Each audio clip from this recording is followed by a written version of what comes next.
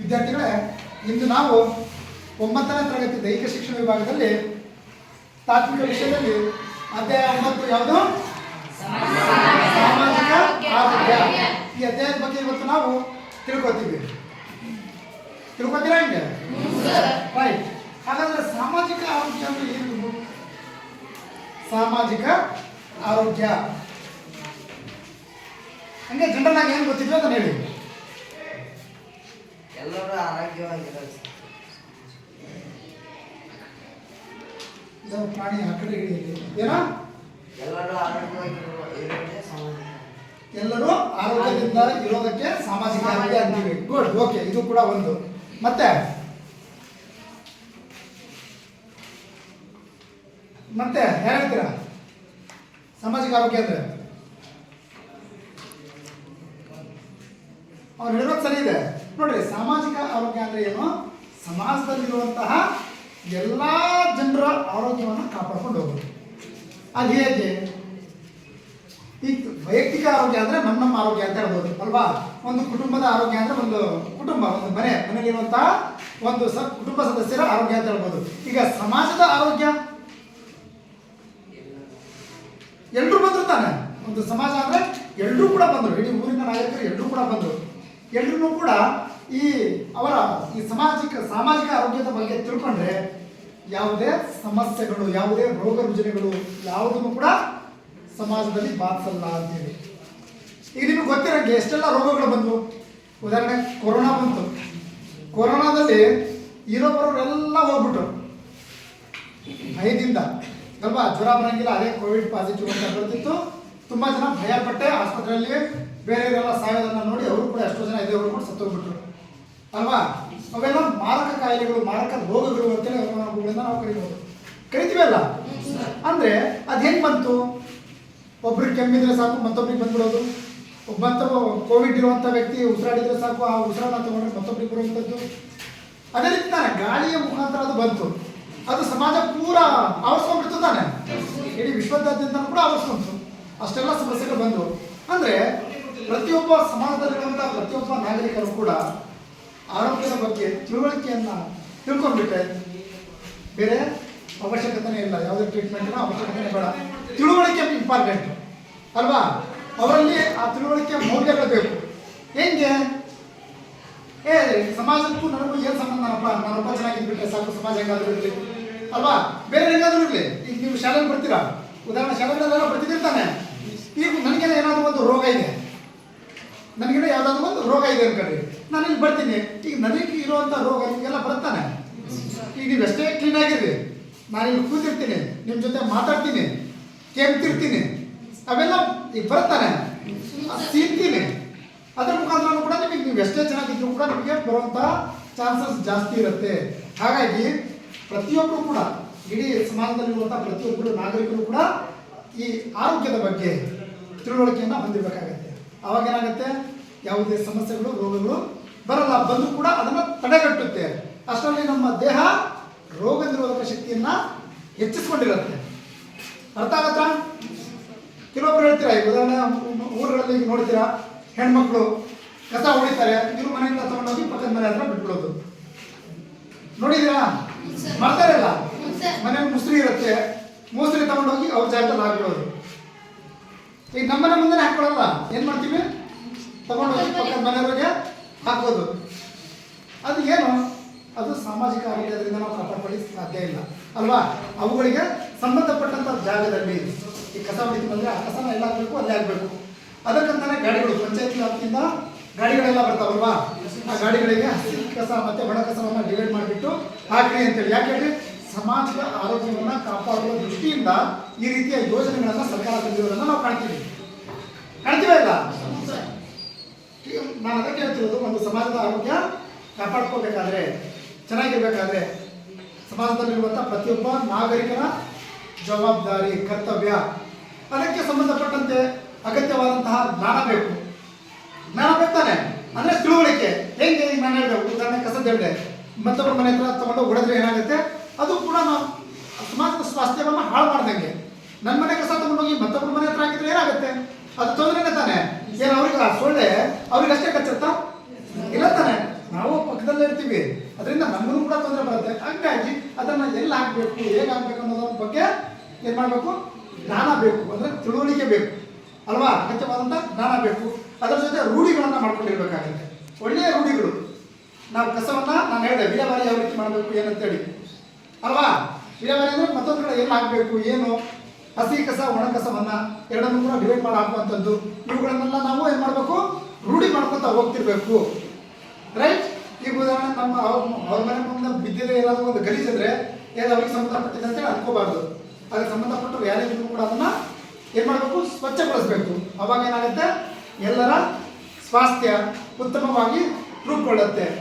ಅದಕ್ಕಂತಾನೆ ಕೆಲವೊಂದು ಜ್ಞಾನಿಗಳನ್ನ ಹೇಳ್ಬೋದು, ಅಥವಾ ಯಾವ ರೀತಿ ಹೇಳ್ತಾರಂದ್ರೆ ಇಲ್ಲಿ ನೋಡಿ, ಡಾಕ್ಟರ್ ವಿನ್ಸ್ಲೋ ಒಬ್ಬೊಬ್ಬರು ಒಂದೊಂದು ಅಭಿಪ್ರಾಯವನ್ನು ಹೇಳಿದ್ದಾರೆ. ಇವರು ಡಾಕ್ಟರ್ ವಿನ್ಸ್ಲೋ ಅವರು ಒಂದು ವ್ಯಾಖ್ಯಾನವನ್ನ, ಅಂದ್ರೆ ಇದು ಸಾಮಾಜಿಕ ಆರೋಗ್ಯಕ್ಕೆ ಸಂಬಂಧಪಟ್ಟಂಗೆ ಒಂದು ವ್ಯಾಖ್ಯಾನವನ್ನು ಮಾಡಿದ್ದಾರೆ. ಏನಂತೇಳಿ, ಸಮಾಜದ ಸುಸಂಘಟಿತ ಪ್ರಯತ್ನಗಳಿಂದ ಒಳ್ಳೆಯ ಆರೋಗ್ಯಯುತ ಮತ್ತು ನಿರ್ಮಲವಾದ ಪರಿಸರವನ್ನು ನಿರ್ಮಿಸಿ ರೋಗಗಳನ್ನು ಪ್ರತಿಬಂಧಿಸಿ ಅವುಗಳ ಚಿಕಿತ್ಸೆಗೆ ಯೋಗ್ಯ ವೈದ್ಯಕೀಯ ಮತ್ತು ಶುಶ್ರೂಷೆಯ ವ್ಯವಸ್ಥೆ ಮಾಡಿ ವ್ಯಕ್ತಿಗಳಿಗೆ ತಮ್ಮ ವೈಯಕ್ತಿಕ ಆರೋಗ್ಯದ ಬಗ್ಗೆ ಮಾರ್ಗದರ್ಶನ ಮಾಡುವಂತಹ ಒಂದು ವಿಧಾನವನ್ನು ಏನಂತ ಕರಿತೀವಿ ಅಂತ ಹೇಳಿದ್ದಾರೆ, ಸಾಮಾಜಿಕ ಆರೋಗ್ಯ. ಇಲ್ಲಿದೆ ನೋಡಿ, ಡಾಕ್ಟರ್ ವಿಶ್ವ ಅವರು ಹೇಳಿರೋ ಪ್ರಕಾರ ಸಮಾಜದ ಸುಸಂಘಟಿತ ಪ್ರಯತ್ನಗಳಿಂದ, ಅಂದ್ರೆ ಸಮಾಜದಲ್ಲಿ ನಾವೆಲ್ಲರೂ ಸಂಘಟನೆ ಮಾಡಬೇಕಾನೆ. ನೀವು ಒಂದು ಗಣಪತಿ ಹಬ್ಬವನ್ನು ಮಾಡ್ತಿದ್ದೀರಾ, ಹೆಂಗ್ ಮಾಡ್ತಿದ್ದೀರಾ, ಒಬ್ಬೊಬ್ಬರ ಮನೆಗಳಲ್ಲಿ ಮಾಡ್ತಿದ್ದೀರಾ, ಇಲ್ಲ ಯೂನಿಟಿಗೋಸ್ಕರ ಒಂದು ಏರಿಯಾಕ್ಕೆ ಒಂದನ್ನ ಕೂರಿಸ್ತಿದ್ದೀರಾ, ಅಲ್ಲಿ ಸಂಘಟನೆ ಮಾಡ್ತಿದ್ದೀರ್ತಾನೆ. ಗಣಪತಿ ಹಬ್ಬನ ಹಂಗೆ ಮಾಡಬೇಕು, ಇವತ್ತು ಡಿಜೆ ತರಿಸ್ಬೇಕು, ಇವತ್ತು ಅನ್ನ ಸಂತರ್ಪಣೆ ಮಾಡಬೇಕು, ಈ ರೀತಿ ಎಲ್ಲ ಪ್ಲಾನಿಂಗ್ ಹಾಕೊಂಡಿರ್ತಾನೆ. ಅದೇ ರೀತಿ ಆರೋಗ್ಯದ ಬಗ್ಗೆ ಕೂಡ ಪ್ಲಾನಿಂಗ್ ಅನ್ನ ಯಾವ ರೀತಿ ಹಾಕೋಬೇಕು, ಸಮಾಜದ ಸುಸಂಘಟಿತ ಪ್ರಯತ್ನಗಳಿಂದ, ಅಂದ್ರೆ ಎಲ್ಲರೂ ಒಟ್ಟಾಗಿ ಒಗ್ಗಟ್ಟಿನಿಂದ ಒಳ್ಳೆಯ ಆರೋಗ್ಯಯುತವಾದ ಒಳ್ಳೆಯ ಆರೋಗ್ಯಯುತ ಮತ್ತು ನಿರ್ಮಲವಾದ ಪರಿಸರವನ್ನು ನಿರ್ಮಿಸಿ. ಒಳ್ಳೆ ಆರೋಗ್ಯಯುತವಾದ ಈಗ ನಮ್ಮ ಶಾಲೆ ವಾತಾವರಣ ನೋಡಿದ್ದೀರಾ ಯಾವ ರೀತಿ ಇದೆ, ಎಲ್ಲಿ ಬೇಕಾದ್ರೂ ಗಲೀಜಿದೆಯಾ, ಇರತ್ತಾನೆ. ನಾವು ಕಸವನ್ನ ಎಲ್ಲ ಹಾಕ್ಬೇಕು ಅಲ್ಲಿ ನೀಟಾಗಿ ಹಾಕ್ತಿದೀವಿ ಅಲ್ವಾ, ಪ್ರತಿನಿತ್ಯ ನೀಟಾಗಿ ಸ್ವಚ್ಛತೆಯನ್ನ ಕಾಪಾಡ್ಕೊತಿದೀವಿ. ಈ ರೀತಿ ಒಳ್ಳೆಯ ವಾತಾವರಣ, ನಿರ್ಮಲವಾದಂತಹ ವಾತಾವರಣವನ್ನು ಕ್ರಿಯೇಟ್ ಮಾಡಿದ್ದಾನೆ. ಈ ರೀತಿ ನಮ್ಮ ಮನೆ ಸುತ್ತಮುತ್ತ ಕೂಡ ನಮ್ಮ ಊರುಗಳಲ್ಲೂ ಕೂಡ ಮಾಡ್ಕೋಬೇಕು ಅಂತೇಳಿ ಈ ರೀತಿ ಎಲ್ಲ ಮಾಡಿ ರೋಗಗಳನ್ನ, ಈ ರೀತಿ ಒಳ್ಳೆ ಪರಿಸರ ಇದ್ರೆ, ವಾತಾವರಣ ಇದ್ರೆ ಏನಾದ್ರೂ ಸಮಸ್ಯೆ ಆಗತ್ತಾ, ಯಾವ್ದಾದ್ರು ರೋಗಗಳು ಬರ್ತಾವ, ಬರಲ್ಲ. ಯಾಕಂದ್ರೆ ಉತ್ತಮವಾದಂತಹ ಪರಿಸರ ಇದ್ದಂತ ಸಂದರ್ಭದಲ್ಲಿ ಯಾವುದೇ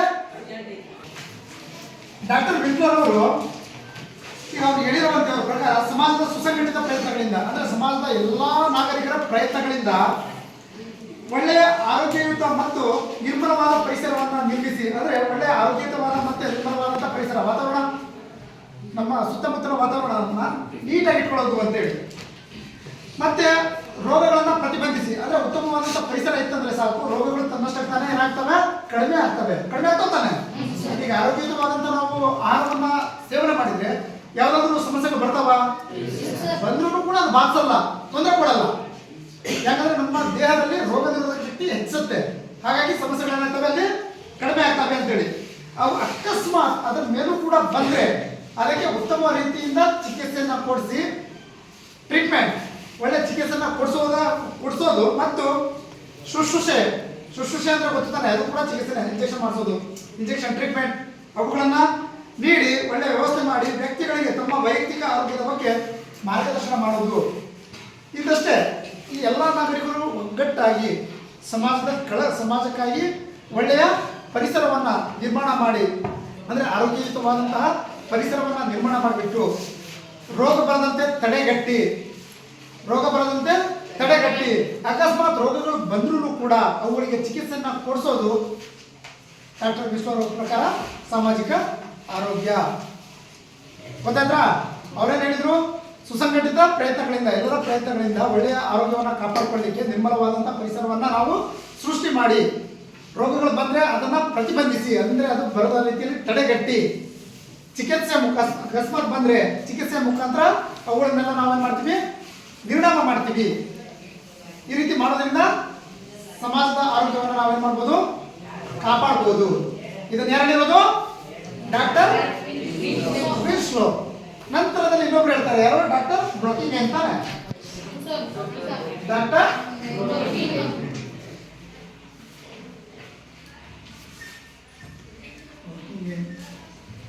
ನೋಡಿ, ಡಾಕ್ಟರ್ ಬ್ರೋಕಿಂಗ್ ಅಂತ ಅವರು ಹೇಳಿರುವಂತೆ ಅವ್ರು ಹೇಳಿರೋದು ಒಂದೇ, ಏನು? ಒಂದು ಜ್ಞಾನ ಸಂಕಲನ ಮತ್ತು ಅದನ್ನ ಕಾರ್ಯಗತಗೊಳಿಸುವಂತಹ ವಿಧಾನ. ಒಂದು ಜ್ಞಾನ ಸಂಕಲನ ಮತ್ತೆ ಏನಂತ ಕರಿತೀವಿ? ಆರೋಗ್ಯ. ಒಂದು ಜ್ಞಾನ ಸಂಕಲನ ಮತ್ತು ಅದನ್ನು ಕಾರ್ಯಗತಗೊಳಿಸುವಂತಹ ವಿಧಾನ ಅಂದ್ರೆ ಏನು? ಒಂದು ಜ್ಞಾನ ಸಂಕಲನ ಅಂದ್ರೆ ಏನು? ಸಂಕಲನ ಅಂದ್ರೆ ಏನು? ಸಂಕಲನ ಅಂದ್ರೆ ಏನು? ಕೂಡಿಸೋದು. ಯಾವ್ದು ಕೂಡಿಸ್ಬೇಕು? ಜ್ಞಾನವನ್ನ ಕೂಡಿಸೋದು, ತಿಳ್ಕೊಳ್ಳೋದು ಅಂತೇಳಿ. ಅರ್ಥ ಆಗುತ್ತಾ? ಒಳ್ಳೆಯ ವಿಚಾರಗಳನ್ನ ಅಂದ್ರೆ ಸಮಾಜದ ಆರೋಗ್ಯವನ್ನ ಕಾಪಾಡಿಕೊಳ್ಳುವಲ್ಲಿ ಏನೇನ್ ಬೇಕಲ್ಲ ಆ ಒಳ್ಳೆಯ ವಿಚಾರಗಳನ್ನ ನಾವೇನ್ ಮಾಡ್ಕೊತಾ ಹೋಗ್ಬೇಕು? ಕೂಡಿಸ್ಕೊತಾ ಹೋಗ್ಬೇಕು. ಆಗತ್ತಾನೆ? ಅಂದ್ರೆ ಅದನ್ನ ಮಾಡ್ಕೊತಾ ಹೋಗೋದು ಒಂದು ಜ್ಞಾನ ಸಂಕಲನ. ಈಗ ನಾನು ತುಂಬಾನೇ ತಿಳ್ಕೊಂಡಿದ್ದೀನಿ ಪರಿಸರದ ಬಗ್ಗೆ, ಉದಾಹರಣೆ ತುಂಬಾನೇ ತಿಳ್ಕೊಂಡಿದ್ದೀನಿ. ಅದನ್ನ ಕಾರ್ಯಗತಗೊಳಿಸುವಂತಹ ವಿಧಾನ. ನಾನು ತಿಳ್ಕೊಂಡಿರೋದನ್ನ ಈಗ ಮಾಡ್ಬೇಕಾನೆ, ಈಗ ಆ ಕಾರ್ಯರೂಪಕ್ಕೆ ತರಬೇಕು ತಾನೆ. ಈಗ ನಾನು ಬರೀ ತಿಳ್ಕೊಂಡಿದ್ದೀನಿ ಏನಂತೇಳಿ, ಇಲ್ಲಿ ಕಸ ಕಡ್ಡಿ ಬಿದ್ದಿದ್ರೆ ಅದನ್ನ ಸೈಡಿಗೆ ಹಾಕ್ಬೇಕು. ತಿಳ್ಕೊಂಡಿದ್ದೀನಿ ಅಂದ್ರೆ ಅದನ್ನ ಮಾಡ್ಬೇಕಲ್ವಾ? ಅದನ್ನ ಹೇಳಿರೋದು ಡಾಕ್ಟರ್ ಬ್ರೋಕಿಂಗ್ ಅಂತ ಹೇಳಿರೋದೇನು? ಒಂದು ಜ್ಞಾನ ಸಂಕಲನ ಮತ್ತು ಅದನ್ನ ಕಾರ್ಯಗತಗೊಳಿಸುವಂತಹ ವಿಧಾನಕ್ಕೆ ಏನಂತ ಕರಿತೀವಿ? ಸಾಮಾಜಿಕ ಆರೋಗ್ಯ. ತುಂಬಾನೇ ಚೆನ್ನಾಗಿದೆ ಅಲ್ವಾ? ಶಾರ್ಟ್ ಆಗಿದ್ರು ಸ್ವೀಟ್ ಆಗಿ ಕೊಟ್ಟಿದ್ದಾನೆ ಅಷ್ಟೇ. ಒಂದು ಜ್ಞಾನ ಸಂಕಲನ ಮತ್ತು ಅದನ್ನು ಕಾರ್ಯಗತಗೊಳಿಸುವಂತಹ ಒಂದು ವಿಧಾನಕ್ಕೆ ಏನಂತ ಕರಿತೀವಿ? ಸಾಮಾಜಿಕ ಆರೋಗ್ಯ. ಹೇಳ್ಬೋದಾ? ಒಬ್ಬೊಬ್ಬರು ಜ್ಞಾನಿಗಳು ಒಂದೊಂದು ರೀತಿಯ ವ್ಯಾಖ್ಯಾನವನ್ನ ಈ ಸಾಮಾಜಿಕ ಆರೋಗ್ಯದ ಬಗ್ಗೆ ನೀಡಿದ್ದಾರೆ. ಅದಕ್ಕೆ ಹೇಳೋದು ಪ್ರತಿಯೊಬ್ಬ ನಾಗರಿಕನ ಜವಾಬ್ದಾರಿ. ಸಮಾಜದ ಆರೋಗ್ಯ ಅಭಿವೃದ್ಧಿ ಆಗ್ಬೇಕಂದ್ರೆ, ಕಾಪಾಡ್ಕೊಂಡು ಹೋಗ್ಬೇಕಂದ್ರೆ ಯಾರ ಜವಾಬ್ದಾರಿ? ಪ್ರತಿಯೊಬ್ಬ ನಾಗರಿಕರ ಜವಾಬ್ದಾರಿ ಕೂಡ. ಅದಕ್ಕೆ ಅವ್ರಿಗೆ ಹೇಳ್ಬೇಕು ಅಗತ್ಯ ಜ್ಞಾನ, ರೂಢಿ, ತಿಳುವಳಿಕೆ ಅಲ್ವಾ? ಅಗತ್ಯವಾದಂತಹ ಜ್ಞಾನ, ರೂಢಿ ಮತ್ತೆ ತಿಳುವಳಿಕೆ ಇದ್ರೆ ಸಮಾಜದಲ್ಲಿ ಏನು ನಮ್ಮ ಆರೋಗ್ಯ ಇದೆ ಆ ಸಮಾಜದ ಆರೋಗ್ಯವನ್ನ ಕಾಪಾಡಿಕೊಳ್ಳಿಕ್ಕೆ ಸುಲಭವಾಗುತ್ತೆ ಅಂತೇಳಿ. ನೆಕ್ಸ್ಟ್ ಬರೋದು ನೋಡ್ರಿ, ಮತ್ತೆ ಸಮಾಜವನ್ನ ಸಾಂಸರ್ಗಿಕ ಹಾಗೂ ಉಳಿದ ರೋಗಗಳಿಂದ ಸಂರಕ್ಷಿಸಿ. ಅಂದ್ರೆ ಈಗ ಸಾಂಸರ್ಗಿಕ ರೋಗಗಳು ಮಕ್ಕಳಿಗೆ ಬರುತ್ತಲ್ಲ, ಮಾರಕ ರೋಗಗಳು ಅಂತ ಕರಿತೀವಲ್ಲ, ಮಕ್ಕಳಿಗೆ ಬರುವಂತವು ಮಾರಕ ರೋಗಗಳು ಅಂತ ಹೇಳಲ್ವಾ? ಮಲೇರಿಯಾ, ಕಾಲರ ಅಂತ ಒಬ್ಬರಿಗಿಂತ ಒಬ್ರು ಮಾರಕ ರೋಗಗಳು ಹರಡ್ತಾವಲ್ಲ, ಅಂತಹ ಸಾಂಸರ್ಗಿಕ ರೋಗಗಳು ಅಂದ್ರೆ ಮಾರಕ ರೋಗಗಳು ಅಂತೇಳಿ. ಮಕ್ಕಳಿಗೆ ಏನ್ ಬರ್ತಾವಲ್ಲ ಅವು. ಸಮಾಜವನ್ನು ಸಾಂಸರ್ಗಿಕ ಹಾಗೂ ಉಳಿದ ರೋಗಗಳಿಂದ ಸಂರಕ್ಷಿಸಿ ಅದರ ಆರೋಗ್ಯವನ್ನ ಕಾಪಾಡಲು ಮತ್ತು ಉತ್ತಮಗೊಳಿಸಲು ನೋಡ್ರಿ, ಈ ಏನ್ ಮಾರಕ ರೋಗಗಳು ಬರ್ತವೆ ಅವುಗಳನ್ನೆಲ್ಲ ಬರ್ದಂಗೆ ತಡೆಗಟ್ಟಿ ಅದರ ಆರೋಗ್ಯವನ್ನು ನಾವು ಕಾಪಾಡಬೇಕು, ಮತ್ತೆ ಆರೋಗ್ಯವನ್ನು ಉತ್ತಮಗೊಳಿಸಬೇಕಾನೆ. ಅಲ್ಲಿ ಏನಾಗುತ್ತಂದ್ರೆ ಆಹಾರದ ಕಲಬೆರಕೆ ಆಗಿರ್ಬೋದು, ನೀರಿನ ಮಲಿನತೆ ಆಗಿರ್ಬೋದು, ಹಬೆಯ ದೋಷ ಇವುಗಳನ್ನ ತಡೆಗಟ್ಟಿ ಒಳ್ಳೆಯ ವಾತಾವರಣವನ್ನ ಮತ್ತೆ ಒಳ್ಳೆಯ ನಾಗರಿಕರು ಇರುವಂತೆ ಮಾಡುವಂತಹ ಸಂಘಟಿತ ಪ್ರಯತ್ನಕ್ಕೆ ಏನಂತ ಕರಿಬಹುದು? ಸಾಮಾಜಿಕ ಆರೋಗ್ಯ ಅಂತೇಳಿ ಕರಿಬಹುದಾ? ಅಂದ್ರೆ ಈಗ ಏನ್ ಬರ್ತಿದಾವಲ್ಲ ರೋಗ ರುಜಿನಗಳು ತುಂಬಾ ಬರ್ತಾವೆ, ಸಾಂಸರ್ಗಿಕ ರೋಗಗಳು, ಅವುಗಳನ್ನೆಲ್ಲ ಪ್ರತಿಬಂಧಿಸೋದು. ಈಗ ಆಹಾರದ ಕಲಬೆರಕೆ ಈಗ ನೋಡ್ತಿದ್ದೀರಾ, ನಾವು ಊಟ ಮಾಡ್ತಿರೋದು ಫುಲ್ ಶುದ್ಧವಾದಂತ ಆಹಾರನ ಹೆಂಗೆ? ಆಹಾರದ ಕಲಬೆರಕೆ ಅಂದ್ರೆ ಯಾವ ರೀತಿ? ಕೆಮಿಕಲ್ ಹಾಕ್ತಾರೆ ಅಲ್ವಾ?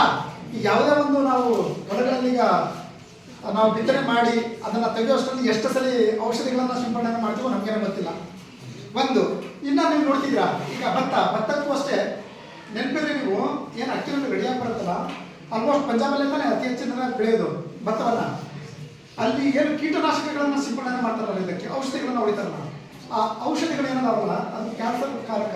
ಕ್ಯಾನ್ಸರ್ ಅಲ್ಲಿರುವಂಥ ಜನರಿಗೆ ಅತಿ ಹೆಚ್ಚು ಕ್ಯಾನ್ಸರ್ ರೋಗ ಇದೆ, ಗೊತ್ತಾಯ್ತಾ?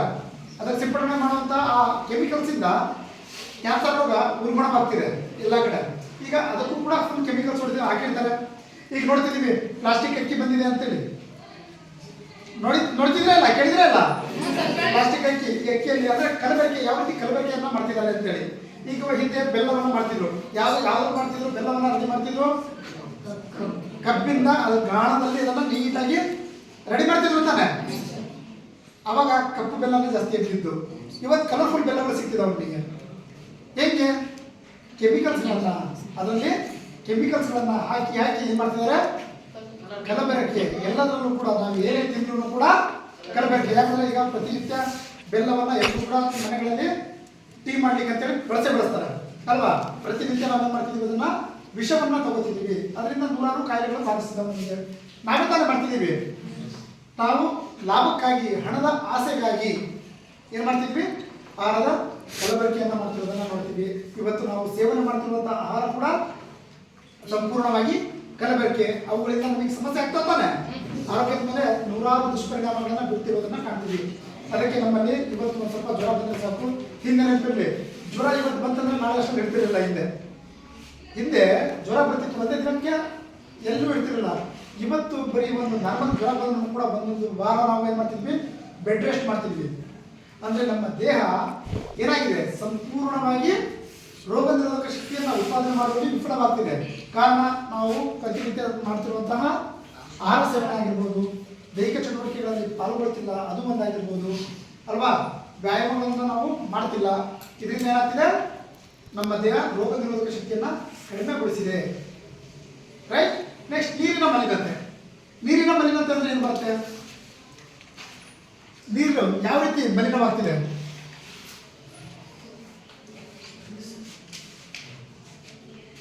ಹೇಗೆ ಮಲಿನವಾಗ್ತಿದೆ ನೀರು? ನೀರಿನೊಳಗೆ ಕಸ ಎಸ್, ನೀರಿನಲ್ಲಿ ಕಸವನ್ನ ಚೆಲ್ತಿದ್ದೀರಾ, ಅದನ್ನ ಕುಡಿತೀರಾ.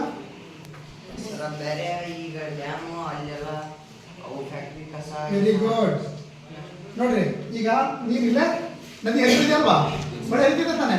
ಅದಕ್ಕೆ ಏನ್ ಮಾಡ್ತಿದ್ದಾರೆ, ಫ್ಯಾಕ್ಟರಿಗಳಿಂದ, ಕಾರ್ಖಾನೆಗಳಿಂದ ಹೋಗುವಂತಹ ಗಲೀಜು ನೀರು ಎಲ್ಲಿಗೆ ಸೇರ್ತಿದೆ, ಹೊಳೆ ಸೇರ್ತಿದೆ. ಆ ಹೊಳೆಯಿಂದ ನೀರು ಎಲ್ಲಿಗೆ ಬರ್ತಿದೆ, ನಿಮ್ಮ ಊರುಗಳಿಗೆ ಬರ್ತಿದೆ ಅಲ್ವಾ. ಇದು ಯಾರ ಕಣ್ಣಿಗೂ ಕಾಣ್ತಿಲ್ವಾ? ಪ್ರತಿಯೊಬ್ಬರಿಗೂ ಗೊತ್ತು ಅಲ್ವಾ, ಪ್ರತಿಯೊಬ್ಬರಿಗೂ ಕೂಡ ಗೊತ್ತು. ಅದರಿಂದ ಸಮಸ್ಯೆ ಇದೆ, ಅದರಿಂದ ಇವತ್ತು ಕೂಡ ನಮಗೆ ಸಮಸ್ಯೆ ಆಗ್ತಿದೆ ಅನ್ನೋದು ಕೂಡ. ಆದ್ರೆ ಅದನ್ನ ಬದಲಾವಣೆ ಮಾಡ್ಲಿಕ್ಕೆ ಯಾರ ಕೈಗೂ ಕೂಡ ಆಗ್ತಿಲ್ಲ. ಅದೇ ನೀರನ್ನ ನಾವು ಏನ್ ಮಾಡ್ತಿದ್ದೀವಿ, ಇವತ್ತು ಸೇವನೆ ಮಾಡ್ತಿದ್ದೀವಿ ಅಲ್ವಾ. ಅದರಲ್ಲಿರುವಂತಹ ಜಲಚರಗಳಿಗೂ ಕೂಡ ನೀರನ್ನ ಶುದ್ಧೀಕರಣ ಮಾಡೋದು ಅವೇ ಜಲಚರಗಳು, ಚಿಕ್ಕ ಚಿಕ್ಕ ಕೀಟಗಳು ನೀರನ್ನ ಶುದ್ಧವಾಗಿ ಮಾಡುತ್ತೆ. ಅವುಗಳೆಲ್ಲ ಏನ್ ಮಾಡಿದ್ರೆ ಏನಾಗ್ತಿದಾವೆ, ಸಾಯ್ತಿವೆ ಒಳಗಡೆ. ಕಾರ್ಖಾನೆಗಳಿಂದ ಹೋಗುವಂತಹ ಗಲೀಜು ನೀರಿನಿಂದ ಸಮಸ್ಯೆ ಆಗ್ತಿದೆ ತಾನೆ. ಹಿಂದೆ ಫಿಲ್ಟರ್ ನೀರುಗಳು ಏನಾದ್ರು ಸಿಗ್ತಿಲ್ವಾ, ಇರ್ತಿರಲ್ಲ. ಅಕಸ್ಮಾತ್ ಹೊರಗಡೆ ಹೋದ್ಬಾರ ತಂದೆ ತಾಯಿಗಳು ಅಲ್ಲಿ ಗುಂಡಿಲಿರುವಂತಹ ನೀರನ್ನು ಕೂಡ ಕುಡಿತಿದ್ರು. ಗಟ್ಟಿಯಾಗಿದೆ, ಇವತ್ತು ಕೂಡ ಗಟ್ಟಿಯಾಗಲ್ಲ ಅಂತ ಹೇಳ್ರು. ಇವತ್ತೇನ್ ಮಾಡ್ತಿದ್ವಿ ನಾವು, ಫಿಲ್ಟರ್ ನೀರು ಕುಡಿದ್ರು ಕೂಡ ಗಟ್ಟಿಯಾಗಿಲ್ಲ ಅಲ್ವಾ. ಈ ಶುದ್ಧೀಕರಣ, ನೀರನ್ನ ಶುದ್ಧೀಕರಣ ಮಾಡಿದ್ರು ಕೂಡ ಅದರಲ್ಲೂ ಕೂಡ ಕೆಮಿಕಲ್ಸ್, ಲಿಕ್ವಿಡ್ ಅದರಲ್ಲಿ ಹಾಕಿ ನಮಗೆ ಟೇಸ್ಟ್ ಆಗಿರುವಂಥ ನೀರನ್ನು ಕೊಡ್ತಿದ್ದಾರೆ, ರುಚಿಯಾಗಿರುವಂಥ ನೀರನ್ನು ಕೊಡ್ತಿದ್ದಾರೆ. ಅದು ಕೂಡ ನಮಗೆ ಏನಾಗ್ತಿದೆ, ಆರೋಗ್ಯದ ಮೇಲೆ ದುಷ್ಪರಿಣಾಮವನ್ನು ಕೂಡ ಬೀಳ್ತಿದೆ. ಹಾಗಾಗಿ ನೀರಿನ ಮಲಿನತೆ ಕೂಡ ಆಗ್ತಿರೋದನ್ನ ಕಾಣ್ತೀವಿ. ಹಬೆಯ ದೋಷ, ಹಬೆ ಅಂದ್ರೆ ಗಾಳಿ, ಗಾಳಿ ಮಲಿನತೆ ಆಗ್ತಿದೆ ತಾನೆ. ಹೆಂಗೆ, ಅದೇ ಕಾರ್ಖಾನೆಗಳಿಂದ ಹೊಗೆ ಅಂದ್ರೆ ಈಗ ಏನೋ ವೆಹಿಕಲ್, ವಾಹನಗಳ ಹೊಗೆ ಅಲ್ವಾ. ಇವುಗಳಿಂದ ಎಲ್ಲ ಏನಾಗ್ತಿದೆ, ಪರಿಸರ ಕೂಡ ಏನಾಗ್ತಿದೆ, ಸಂಪೂರ್ಣವಾಗಿ ನಾಶ ಆಗ್ತಿದೆ, ಮಲಿನ ಆಗ್ತಿದೆ. ಅದೇ ಗಾಳಿಯನ್ನು ನಾವು ಉಸಿರಾಡ್ತಿದ್ದೀವಿ. ಆ ಗಾಳಿನ ಉಸಿರಾಡಿ ಏನಾಗ್ತಿದ್ದೀವಿ, ಹೃದಯಾಘಾತಕ್ಕೊಳಗಾಗಿ ಸಾಯ್ತಿದ್ದೀವಿ ಅಲ್ವಾ. ಇವುಗಳನ್ನೆಲ್ಲ ಸರಿಯಾಗೋದು ಯಾವಾಗ, ನೆನಪಲ್ಲಿ ನಿಮಗೆ ದೆಹಲಿಯಿಂದ ನಾನು ಲಾಸ್ಟ್ ಒಂದು ಉದಾಹರಣೆ ಕೊಟ್ಟಿದ್ದೆ, ದೆಹಲಿಯಲ್ಲಿ ಯಾವ ರೀತಿ ಇದೆ ಅಂತೇಳಿ.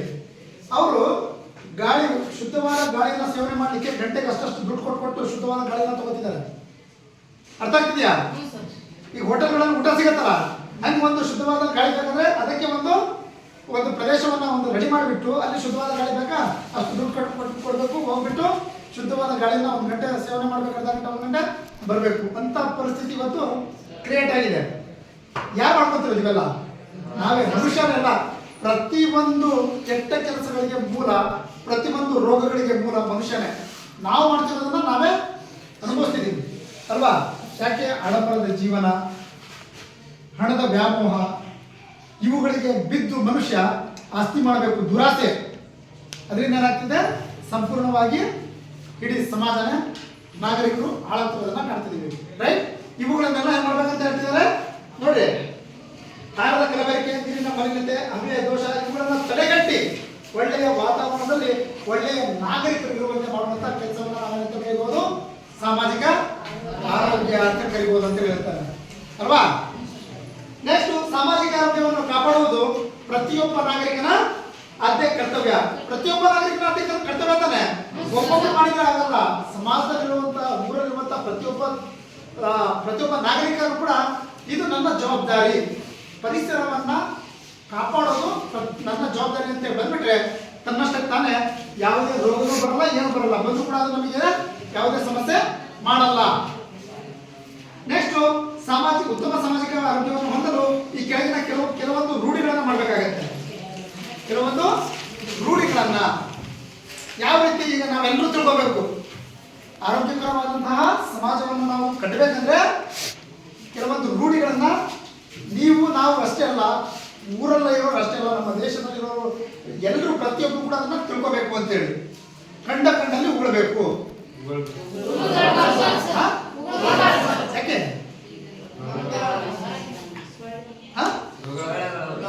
ನೋಡ್ರಿ, ಕಂಡಲ್ಲಿ ಉಗುಳೋದನ್ನ ನಿಲ್ಲಿಸ್ಬೇಕು ಅಲ್ವಾ? ನಾವೇನ್ ಮಾಡ್ತೀವಿ, ಇಲ್ಲಿಂದ ಬಂದ್ವಾ ಉಗುಳ್ಬೇಕಾ, ಹೋದ್ವಿ ಇಲ್ಲೇ ಪಚಕ್ಕಂತ ಉಗಿದ್ಬಿಟ್ವಿ. ಏನಾಗತ್ತೆ ಅಲ್ಲಿ ನೊಣ ಆಗಿರ್ಬೋದು, ನೊಣ ಕೂಡುತ್ತೆ. ಈಗ ಯಾವುದೋ ಒಂದು ಕಾಯಿಲೆ ಇದೆ ಅನ್ಕಡೆ ಅಲ್ವಾ, ಹೋದ್ವಿ ಅಲ್ಲಿ ಉಳಿದ್ವಿ, ಅದ್ರ ಮೇಲೆ ಹೋಗಿ ನೊಣ ಕೂರುತ್ತೆ. ಆ ನೊಣ ಎಲ್ಲಿ ಬರುತ್ತೆ? ಮಧ್ಯಾಹ್ನ ನೀವು ಊಟ ಮಾಡ್ತಿರ್ತಾನೆ, ಊಟ ಮಾಡ್ತೀರ ಅಲ್ವಾ, ಅಡಿಗೆ ಇಲ್ಲೇ ಮಾಡ್ತಾರಲ್ವಾ, ಆ ನೊಣ ಹೋಗುತ್ತೆ. ಒಂದು ಸಲ ನೊಣ ಆಹಾರದಲ್ಲಿ ಕೂತ್ರೆ 100 ಮೊಟ್ಟೆಗಳನ್ನ ಇಡುತ್ತೆ. ನೆನಪಲ್ಲಿ ಟೈಫಾಯ್ಡ್ ಬರುತ್ತೆ ಅಂತ ಹೇಳ್ತಾರಲ್ವಾ, ಟೈಫಾಯ್ಡ್ ಬರೋದು ನೊಣಗಳಿಂದನೇ ತಾನೆ. ಅರ್ಥ ಆಗುತ್ತಾ? ಒಂದು ಸಲ ನೊಣ ಹೋಗ್ಬಿಟ್ಟು ಅಂದ್ರೆ 100 ಮೊಟ್ಟೆಗಳನ್ನ ಇಟ್ಟೇ ಎದ್ದಳೋದು. ಹಾಗಾಗಿ ನೀವು ಉಗುಳಿರ್ತೀರ, ಅದ್ರ ಮೇಲೆ ಹೋಗ್ತಿರುತ್ತೆ, ಅಲ್ಲಿಂದ ತಗೊಂಡೋಗಿ ಆಹಾರ ನೀವು ಊಟ ಮಾಡುವಂತ ಆಹಾರದ ಮೇಲೆ ಅದು ಕೂರುತ್ತೆ. ತನ್ನಷ್ಟಕ್ಕೆ ತಾನೇ ಅದೇನು ಮಾಡುತ್ತೆ, ಮೊಟ್ಟೆನ ಇಡುತ್ತೆ, ಹೋಗುತ್ತೆ. ಅದೇ ಆಹಾರವನ್ನು ನಾವು ಸೇವನೆ ಮಾಡ್ತೀವಿ, ನಮಗೆ ಗೊತ್ತಾಗತ್ತಾ? ಸೇವನೆ ಮಾಡ್ತೀವಿ, ಅದು ನಮ್ಮ ದೇಹದಲ್ಲಿ ಸೇರ್ಕೊಂಡ್ಬಿಟ್ಟು 100 ಕಾಯಿಲೆಗಳಿಗೆ ದಾರಿ ಮಾಡಿಕೊಡುತ್ತೆ. ಇದೇ ಆಗೋದು. ಹಾಗಾಗಿ ನಾವೇನು ಮಾಡಬೇಕು, ಉಗುಳುವಂಥ ಜಾಗ ನೋಡಬೇಕು. ಎಂಥ ಜಾಗದಲ್ಲಿ ಜಾಸ್ತಿ ಉಗುಳೋದು ಒಳ್ಳೇದಲ್ಲ, ಗೊತ್ತಾಯ್ತಾ?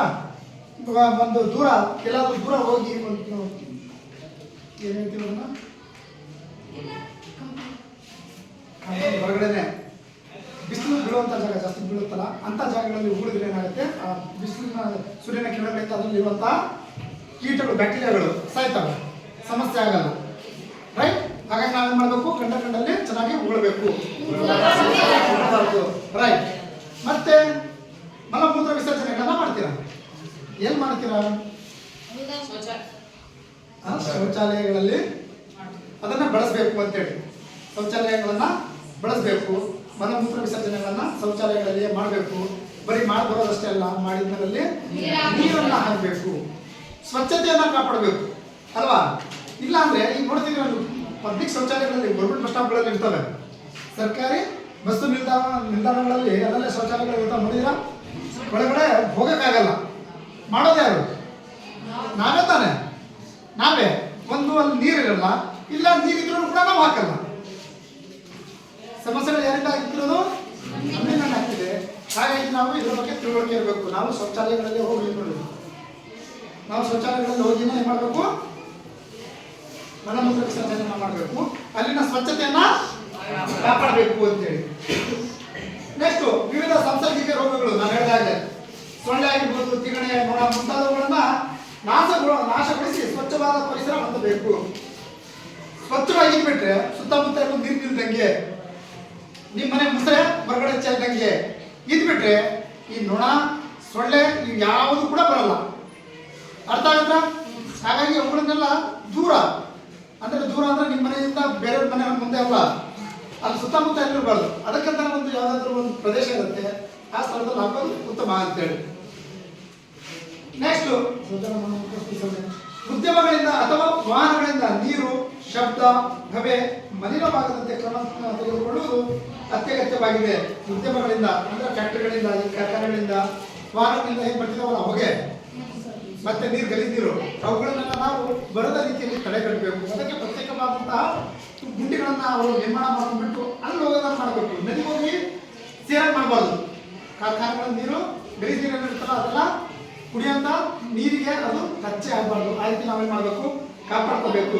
ಶಬ್ದ ನೋಡ್ರಿ, ಶಬ್ದ ತುಂಬಾನೇ ಇತ್ತೀಚಿನ ದಿನಗಳಲ್ಲಿ ಶಬ್ದ ಮಾಲಿನ್ಯ ಅತಿ ಹೆಚ್ಚಾಗ್ತಿದೆ. ಯಾವಾಗ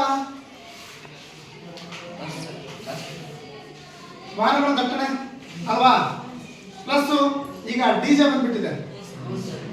ನಿಮಗೆ ಗೊತ್ತಾ ಎಷ್ಟೋ ಜನ ಆ ಡಿಜೆ ಎಫೆಕ್ಟ್ಗೆ ಅತಿ ಹೆಚ್ಚು ನಮಗೆ ಸೌಂಡ್ ಬೇಕು ಬೇಕು ಬೇಕು ಅಂತೇಳಿ ಚಿಕ್ಕ ಮಕ್ಕಳು ಮತ್ತೆ ವಯಸ್ಸಾದವರಿಗೆಲ್ಲ ಹೃದಯಾಘಾತ ಆಗಕ್ಕೆ ಗೊತ್ತಾ. ಈಗ ಕುಣಿಯೋ ರೂಟ್ನಲ್ಲಿ ಕುಣಿಯೋರು ಕುಣಿತಿರ್ತಾರೆ, ಅದು ಚಿಕ್ಕ ಮಕ್ಕಳಿಗೆ ಆರೋಗ್ಯದ ಮೇಲೆ ತುಂಬ ದುಷ್ಪರಿಣಾಮ ಬೀರುತ್ತೆ. ನಮ್ಮದು ಕೂಡ ಕಿವಿನೇ ಸೌಂಡ್ ಎಷ್ಟು ಬೇಕೋ ಅಷ್ಟು ಸಿಕ್ಕರೆ ಮಾತ್ರ ನಮಗೆ ಸರಿ. ಈಗ ನಿಮ್ಮ ಕಿವಿ ಹತ್ರ ಬಂದು ನಾನು ಕೂಗ್ತೀನಿ ಜೋರಾಗಿ ಏನನ್ಸುತ್ತೆ? ಹಿಂಸೆ ಅನ್ಸುತ್ತಾನೆ, ಒಳಗಡೆ ಹೊಡ್ಕೊಂಡು ಹೋದಂಗೆ ಅನ್ಸುತ್ತಾನೆ. ಮತ್ತೆ ಅಷ್ಟೊಂದು ಸೌಂಡ್ ಹಾಕ್ಕೊಂಡು ಕುಣಿಯುವಾಗ ನಾನೇನೋ ಕುಣಿತೀನಿ, ವಯಸ್ಸಾದವರು ಚಿಕ್ಕ ಮಕ್ಳಿಗೆ ಏನಾಗ್ತೈತೆ ಅಂತ ಯೋಚನೆ ಮಾಡ್ತಿದ್ದೀರಾ?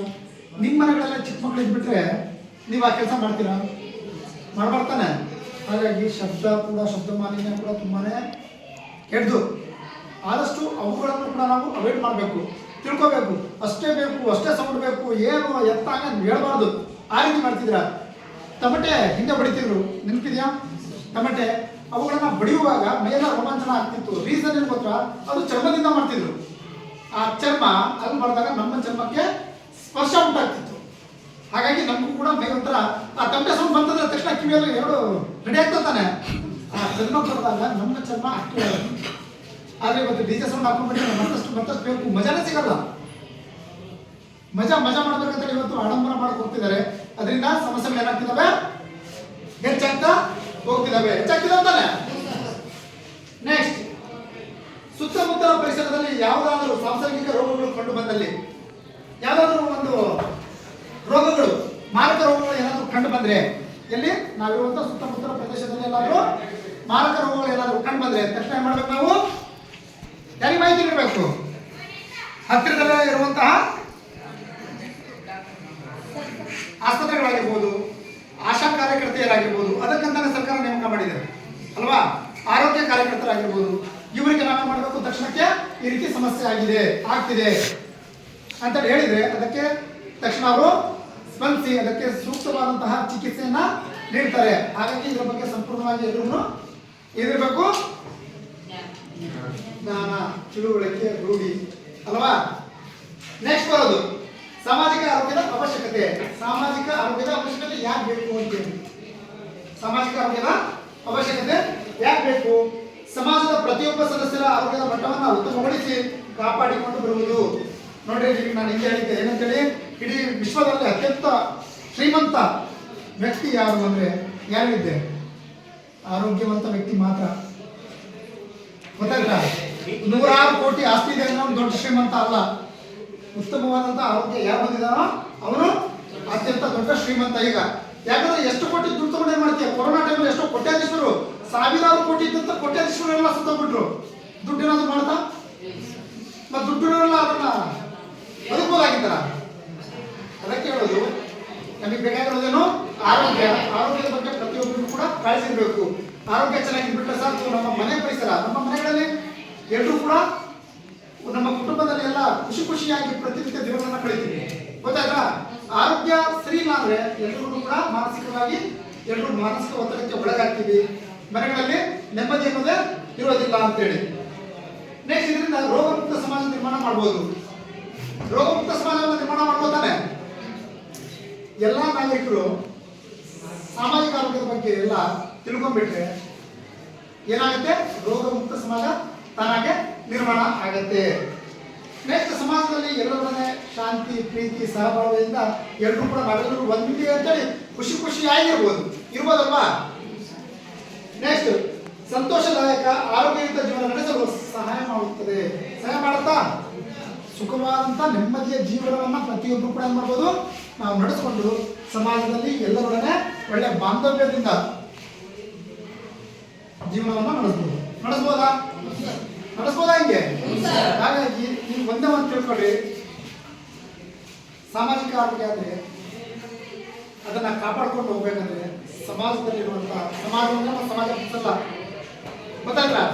ನೀವು ಮೂರು ಎಲ್ಲ ಬಂದ್ರು, ಎಲ್ಲರೂ ಕೂಡ ಬಂದ್ರು, ಇಲ್ಲಿರೋದು ಕೂಡ ಒಂದು ಸಮಾಜ ಇದ್ದಂಗೆ ಅಲ್ವಾ? ಎಲ್ರಿಗೂ ಏನ್ ಬೇಕು? ಅಗತ್ಯವಾದಂತಹ ಜ್ಞಾನ ಬೇಕಾನೆ, ತಿಳುವಳಿಕೆ, ರೂಢಿ ಪ್ರತಿಯೊಬ್ಬರಿಗೂ ಕೂಡ ಬೇಕು. ಅದರ ಜೊತೆ ಸಹಕಾರ ಭಾವ ಬೇಕು.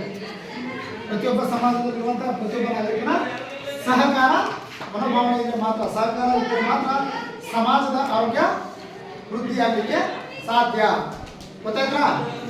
ಮತ್ತೇನಾದ್ರೂ ಇದ್ರೆ ನಿಮಗೆ ಡೌಟ್ಸ್ ಇದೆಯಾ? ಏನಾದರೂ ಡೌಟ್ಸ್ ಇದ್ರೆ ಹೇಳ್ಬೋದು.